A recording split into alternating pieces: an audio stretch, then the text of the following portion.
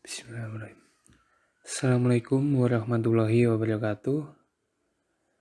Perkenalkan kami dari kelompok 3 yang beranggotakan Alifah Amelia Robikayati, Chandra Setianingrum, Tia Safitri, Niawati, dan Yogi Adriana. Di sini kami akan membahas tentang PTHM Sampurna Tbk.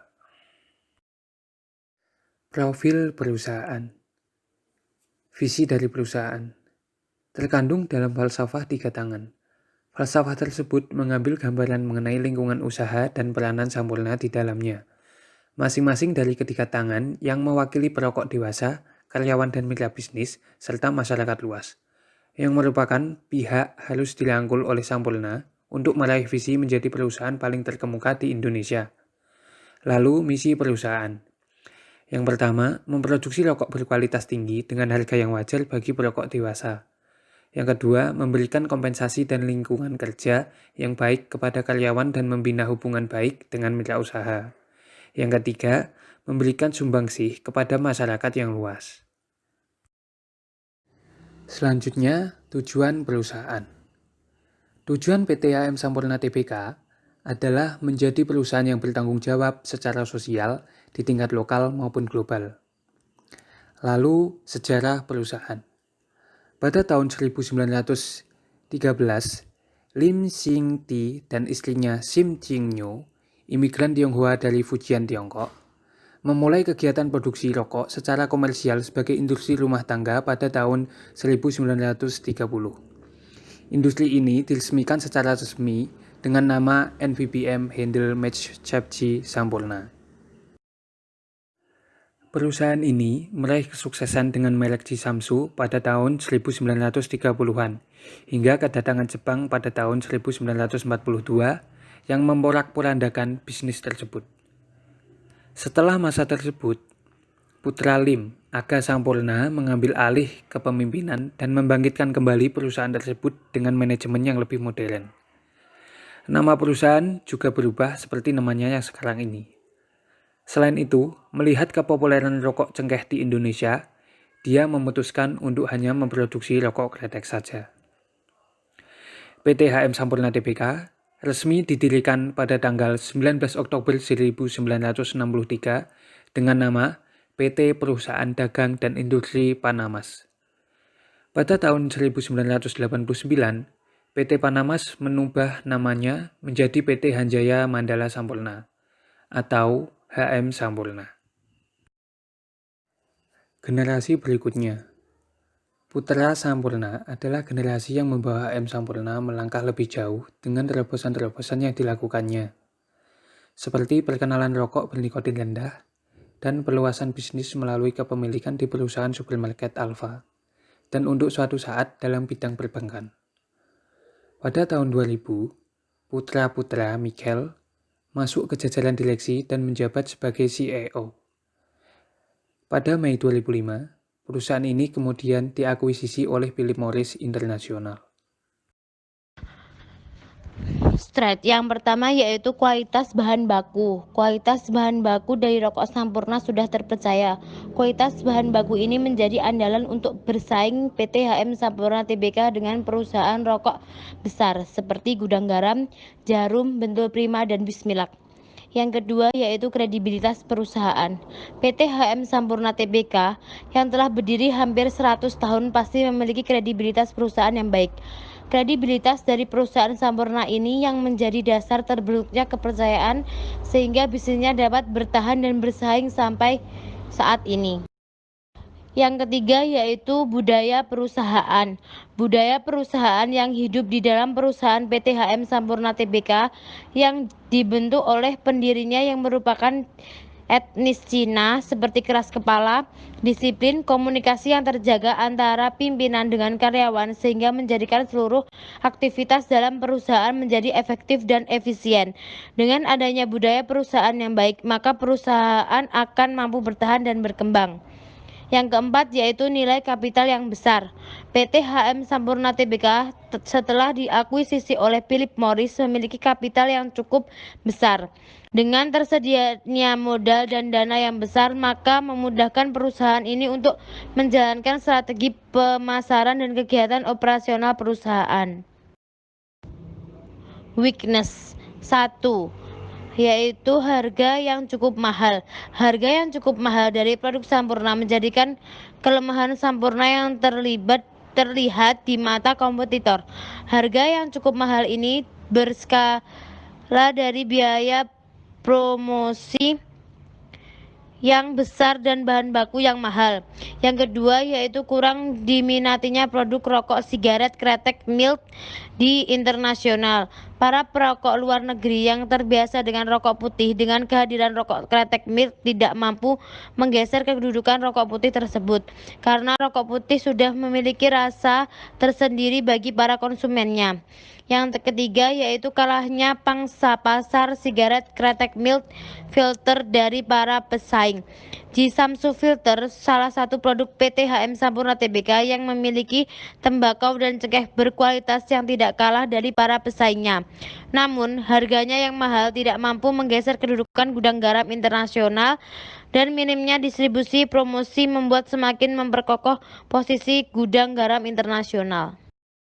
Selanjutnya, poin keempat dari weakness atau kelemahan, yaitu modal yang cukup besar untuk mengadakan event berkala. Pengalokasian dana yang cukup besar untuk mengadakan event berkala, seperti Amil Live Wanted, Java Jazz, Kopaji Samsu, dan lainnya, menjadi kelemahan dan akan mengurangi modal perusahaan Sampurna. Hal tersebut akan tidak bermanfaat apabila tidak mampu menciptakan loyalitas bagi konsumennya. Yang kelima, lambatnya pertumbuhan Rokok Evolution. Rokok Evolution yang menjadi harapan PT HM Sampurna Tbk agar dapat bersaing dengan rokok putih, ternyata yang terjadi pertumbuhan rokok tersebut sangat lambat, permintaan turun dan profitnya menurun, yang akhirnya memberikan kerugian serta dampak negatif bagi perusahaan.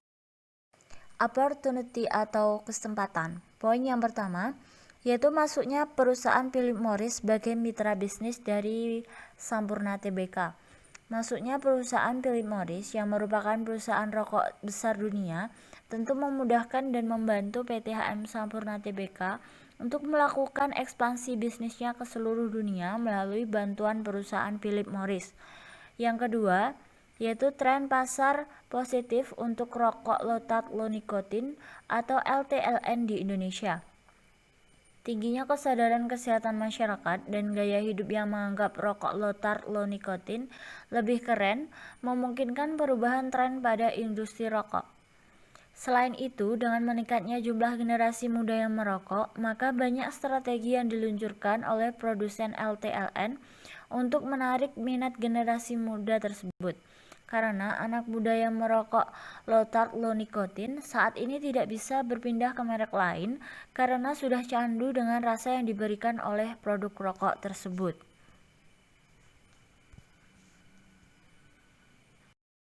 Yang ketiga, yaitu banyaknya spot yang terdapat pada event untuk mempromosikan produk baru. Banyaknya event yang diadakan oleh PT HM Sampurna Tbk menjadi kesempatan bagi perusahaan Sampurna untuk mempromosikan produk baru tanpa dipungut biaya iklan.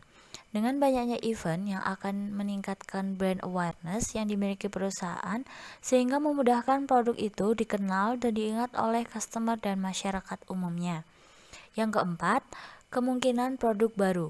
Besarnya modal yang dimiliki oleh PT HM Sampurna Tbk dan kerjasamanya dengan Philip Morris yang merupakan salah satu perusahaan besar di dunia, memungkinkan perusahaan Sampurna tersebut untuk mengembangkan produk baru apabila ada pasar yang cocok dan tepat. Yang kelima, yaitu beralihnya customer rokok kompetitor ke rokok low tar low nikotin atau biasa disebut dengan LTLN Sampurna. Tingginya kesadaran kesehatan masyarakat dan gaya hidup yang menganggap rokok low tar low nikotin lebih baik memungkinkan pindahnya customer rokok gudang garam, Jarum dan Wismila ke rokok LTLN Sampurna atau Amil. Threats atau ancaman. Yang pertama, regulasi dan perda mengenai anti rokok. Perda anti rokok memungkinkan menurunnya jumlah perokok dan permintaan atas rokok yang terjadi pada suatu daerah dengan perda anti rokok. Yang kedua yaitu kompetitor dari rokok jenis mil dilihat dari tren rokok mil banyak. Produsen rokok yang mulai merambah pangsa pasar mil. Produsen rokok besar untuk saat ini sudah memproduksi rokok mil seperti Gudang Garam ada Surya Signature, The Jarum ada LA Light yang cukup mengancam Sampurna. Dengan bertambahnya kompetitor menambah ketatnya persaingan rokok di Indonesia yang pada akhirnya ada yang tersingkir dari persaingan tersebut. Yang ketiga yaitu tingginya pajak rokok. Tingginya pajak rokok mengakibatkan redanya daya beli masyarakat terhadap rokok sehingga terjadi penurunan permintaan rokok. Dan yang terakhir adalah berkurangnya event yang disponsori perusahaan rokok. Dengan berkurangnya event yang disponsori perusahaan rokok membuat perusahaan kesulitan untuk mempromosikan produknya. Kasus dan penyelesaiannya. Kasus pertama, PT HM Sampurna Tbk memiliki hutang ke Philip Morris Limited yang merupakan perusahaan rokok dunia. Selain itu, PT Sampurna ingin melebarkan sayapnya di bisnis lain dan mampu merambah pangsa pasar dunia. Kasus ini terjadi pada tahun 2005. Untuk penyelesaiannya, PT HM Sampurna Tbk dengan analisis SWOT opportunity masuknya Philip Morris sebagai mitra bisnis melakukan strategi menjual sahamnya sebesar 40% kepada Philip Morris sehingga pada tahun 2005 resmi diakuisisi oleh Philip Morris. Maka dengan hal tersebut, PT Sampurna memiliki modal yang sangat besar sebagai analisis SWOT strike-nya untuk membuat produk-produk baru dan dengan mudah dapat merambah pasar dunia dengan bantuan Philip Morris yang sudah menguasai pasar rokok dunia. Ternyata strategi tersebut berhasil dan sekarang PT Sampurna mampu merambah pasar-pasar dunia seperti Jepang, Amerika, dan lain-lain. Kasus kedua yaitu ditutupnya pabrik sigaret kretek tangan atau SKT PT HM Sampurna Tbk karena frekuensi konsumsi yang sudah mulai berkurang akibat berpindahnya selera masyarakat ke sigaret putih mesin atau SPM, sigaret kretek mesin atau SKM, dan filter. Kasus ini terjadi pada tahun 2016. Untuk penyelesaiannya, PT HM Sampurna Tbk dengan analisis SWOT opportunity yaitu memiliki modal yang besar dan analisis trade semakin banyaknya kompetitor amil menerapkan strategi baru yaitu dengan diversifikasi produk dan penetrasi pasar. Diversifikasi produk itu adalah dengan mengeluarkan rokok filter seperti Sampurna A-Filter, Marlboro Filter yang ternyata mampu meningkatkan penjualan dan bersaing dengan rokok filter milik Gudang Garam maupun The Jarum. Selain itu, PT HM Sampurna melakukan penetrasi pasar untuk memperluas pangsa pasar produk yang sudah ada. Ya, saya Diasa Fitri, saya akan melanjutkan kasus yang ketiga yaitu menurunnya volume penjualan akibat semakin sadarnya masyarakat terhadap kesehatan merupakan masalah yang harus segera ditangani oleh perusahaan karena jika dibiarkan akan terus menurunkan pendapatan perusahaan. Kasus ini terjadi pada tahun 2018. Memang sudah kita ketahui ya bahwa saat ini itu semakin banyak masyarakat yang sadar akan kesehatan dan tentang bahaya merokok. Jadi lebih banyak masyarakat yang memilih untuk beralih ke rokok yang rendah tar atau beralih ke rokok herbal, bahkan memutuskan untuk berhenti merokok, walaupun itu tidak mudah. Hal ini menurunkan penjualan rokok Sampurna yang produknya rata-rata memiliki tar yang tinggi, yang berdampak pada penurunan pendapatan dan laba dari perusahaan ini. Penyelesaiannya, PT HM Sampurna Tbk dengan analisis strength-nya, yaitu memiliki modal yang besar, melakukan strategi diversifikasi produk dengan meluncurkan produk baru yang diminati, yang diharapkan mampu mendongkrak kembali penjualannya. Dan dengan analisis SWOT opportunity, yaitu semakin banyaknya masyarakat yang menyukai rokok low tar low nikotin (LTLN) atau rendah tar rendah nikotin, dan kemungkinan beralihnya customer kompetitor atau pesaing ke produk LTLN Sampurna, maka PT HM Sampurna Tbk meluncurkan produk barunya, yaitu rokok Almit yang rendah tar dan rendah nikotin, yang diharapkan mampu mendongkrak penjualan dari perusahaan Sampurna ini. Kasus selanjutnya, kasus keempat, yaitu menurunnya volume penjualan rokok produk-produk PT HM Sampurna Tbk karena harganya yang dinilai mahal dibandingkan pesaingnya seperti Gudang Garam dan Jarum. Kasus ini terjadi pada tahun 2019.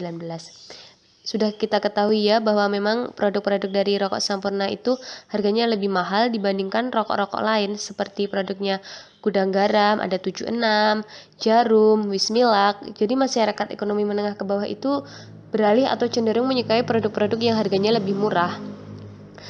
Untuk penyelesaiannya, PT HM Sampurna Tbk dengan analisis SWOT, weakness, harga yang cukup mahal untuk menjaga pangsa pasarnya membuat strategi baru untuk menyasar segmen rendah, yaitu dengan merilis produk barunya dengan harga terjangkau, yaitu produk Philip Morris Bold yang menyasar segmen rendah. Jadi Sampurna itu memproduksi rokok dengan harga yang terjangkau dibandingkan produk lain dari perusahaannya, yaitu Philip Morris Bold tadi. Sudah terbukti ya dari strategi ini memiliki dampak yang positif, yaitu mampu meningkatkan penjualannya 3 kali lipat. Ya, kasus yang kelima atau kasus terakhir, PT HM Sampurna Tbk melakukan strategi promosi melalui pengadaan event-event besar tahunan seperti Almit Live Wanted, Java Jazz, Copa Jisamsu yang bertujuan untuk meningkatkan penjualan, meningkatkan awareness konsumen. Akan tetapi, event-event yang telah menghabiskan dana besar tersebut tidak mampu memberi manfaat yang sebanding dengan pengorbanan perusahaan ini. Hasil penjualannya pun tidak meningkat signifikan. Jadi memang PT HM Sampurna Tbk ini memiliki strategi promosi khusus atau sendiri dengan mengadakan event-event besarnya untuk mengenalkan produk barunya atau hanya untuk mengingatkan konsumen bahwa produknya masih ada dan terlebih untuk menimbulkan loyalitas konsumen. Akan tetapi faktanya memang promosi dengan dana besar ini hasilnya kurang sebanding. Untuk penyelesaiannya, PT HM Sampurna Tbk dengan analisis SWOT weakness, modal yang cukup besar untuk mengadakan event berkala, dan treat berkurangnya event yang disponsori oleh industri rokok, maka PT HM Sampurna Tbk seharusnya melakukan evaluasi menyeluruh mengenai promosi dalam event tersebut dan menganalisis kembali kondisi yang ada, sehingga strategi tersebut dapat memberikan manfaat seperti yang diharapkan dan mampu mendongkrak penjualan, terlebih menimbulkan loyalitas pelanggan, dan dapat memanfaatkan event berkala Sampurna untuk promosi produk dengan maksimal. Sekian presentasi dari kelompok kami. Jika ada pertanyaan dipersilahkan. Ada kurang lebihnya mohon maaf. Wassalamualaikum warahmatullahi wabarakatuh.